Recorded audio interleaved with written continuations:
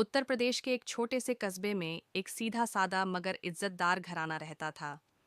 घर में सरस्वती देवी, उनका बेटा गणेश और बहू सुनीता रहते थे। गणेश मजदूरी करता था। थोड़ी सी जमीन थी मगर इतनी कि बस 2 वक्त का गुजारा हो सके।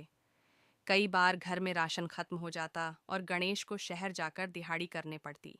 सुनीता की शादी गरीब घर में हुई थी मगर उसने कभी शिकायत नहीं की। उसका मानना था, औरत का असली घर उसका पति का घर ही होता है। चाहे जैसे हालात हों, मुझे सब सहना है।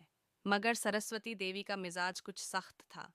वो अक्सर बहू को ताने देती, अरे सुनीता, तू घर में बैठी रहती है, दूसरों की बहुएं देख, कैसे काम में हाथ बंटाती है, तुझसे तो कुछ होता ही नहीं। माँ जी, मैं तो हर काम के लिए तैयार हूँ, आप बस कहिए। तुझसे क्या होगा? खाने और रोने के अलावा तुझे आता ही क्या है? ये बातें सुनीता के दिल को चुभतीं, मगर वह चुप रहती।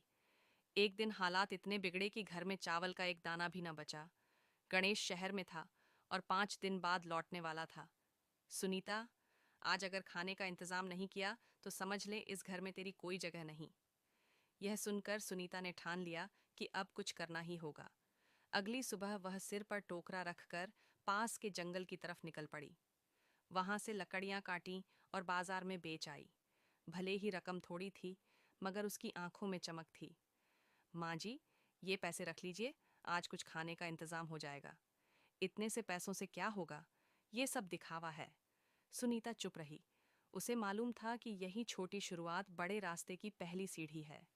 धीरे धीरे सुनीता रोज जंगल जाती, लकड़ियां काटती और बेचती। गांव की औरतें देखकर हैरान रह गईं। वाह, कैसी मेहनती बहू है, आजकल ऐसी औरतें कहाँ मिलती हैं।